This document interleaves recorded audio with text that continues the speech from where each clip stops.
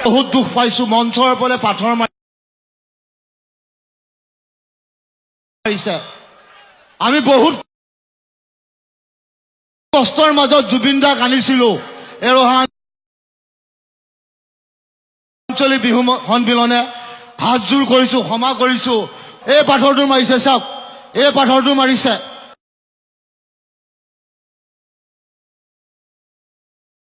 হাতজোৰ কৰিছো